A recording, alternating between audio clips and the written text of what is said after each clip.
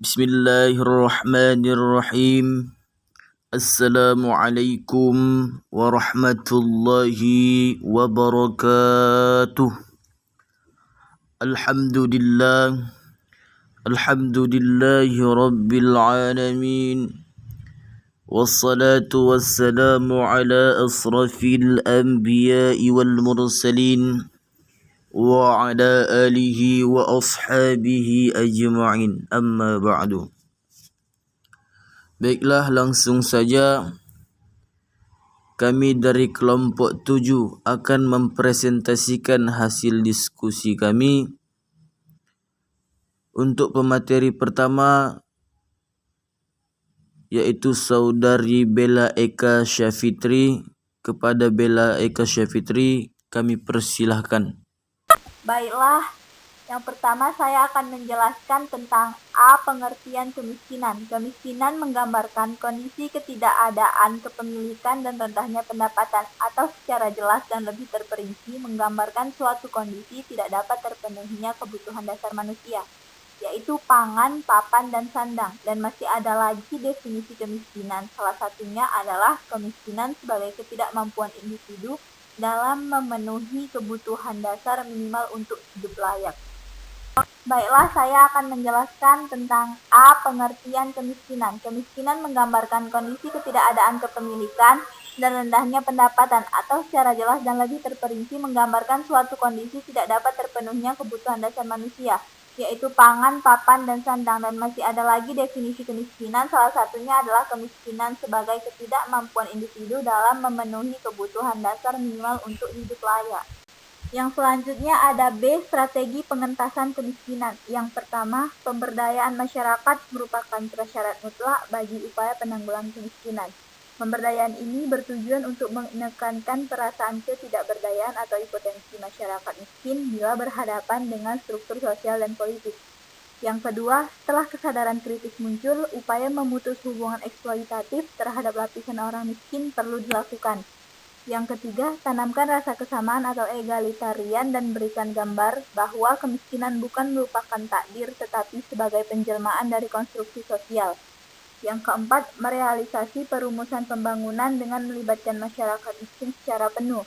Yang kelima, perlu pembangunan sosial dan budaya bagi masyarakat miskin. Dan yang terakhir, keenam, redistribusi infrastruktur pembangunan yang lebih merata. Yang selanjutnya ada dari pengalaman program pemberdayaan masyarakat miskin yang dilakukan pada zaman Orde Baru. Pemerintah di rezim reformasi merumuskan berbagai kebijakan program bantuan yang langsung dirasakan oleh masyarakat, yaitu antara lain yang pertama, bantuan beras miskin, yang kedua, langsung tunai, yang ketiga, pemberian bantuan jaminan kesehatan masyarakat miskin atau Jamkesmas, dan yang keempat, bantuan dana operasional sekolah atau BOS. Yang kelima, bantuan bibit dan pupuk gratis untuk masyarakat petani. Yang keenam, program penanggulangan miskin perkotaan atau P2PK. Dan yang terakhir, program pengembangan kecamatan atau PPK dan program nasional pemberdayaan masyarakat atau PNPM mandiri. Baiklah, selanjutnya yaitu saya, pemateri kedua.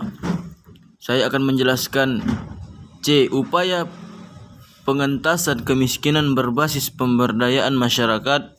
Terdapat 3 esensi utama dalam pemberdayaan masyarakat. Yang pertama, menciptakan suasana atau iklim yang memungkinkan potensi masyarakat untuk berkembang. Kondisi ini berdasarkan asumsi bahwa setiap individu dan masyarakat mempunyai potensi yang dapat dikembangkan. Yang kedua, memperkuat potensi dan daya yang dimiliki oleh masyarakat melalui langkah yang nyata. Menampung berbagai masukan, menyediakan sarana dan prasarana yang baik fisik maupun sosial, yang dapat diakses oleh masyarakat lapisan paling bawah. Terbukanya akses pada berbagai peluang akan membuat rakyat makin berdaya, seperti tersedianya lembaga-lembaga pendanaan, pelatihan dan pengembangan usaha ekonomi, serta pemasaran bagi masyarakat desa. Yang ketiga, memberdayakan rakyat dalam arti melindungi dan membela kepentingan masyarakat lemah.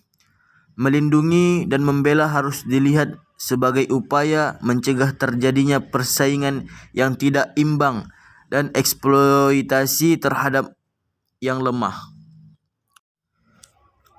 Upaya pemberdayaan masyarakat melibatkan strategi. Yang pertama, memulai tindakan dengan mikro. Proses pembelajaran rakyat harus dimulai dengan tindakan mikro, namun memiliki konteks makro global. Yang kedua, membangun kembali kelembagaan rakyat, peran serta masyarakat menjadi keniscayaan bagi semua upaya pemberdayaan masyarakat. Yang ketiga, pengembangan kesadaran rakyat. Yang diperlukan adalah tindakan politik yang berbasis pada kesadaran rakyat untuk membebaskan diri dari belenggu kekuatan-kekuatan ekonomi dan politik yang menghambat proses demokrasi ekonomi.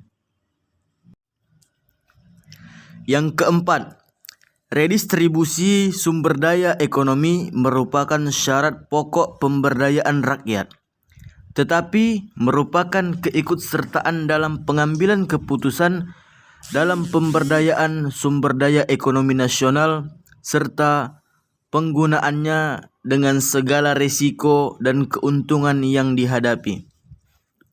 Yang kelima, menerapkan model pembangunan berkelanjutan. Yang harus diwujudkan adalah setiap peristiwa pembangunan harus mampu secara terus-menerus mengkonversi daya dukung lingkungan. Demikianlah penjelasan yang dapat kami sampaikan. Mudah-mudahan apa yang kami jelaskan tadi dapat menambah wawasan bagi kita semua. Sekian, wabillahi taufiq wal hidayah, wa ridha wal inayah. Wassalamualaikum warahmatullahi wabarakatuh.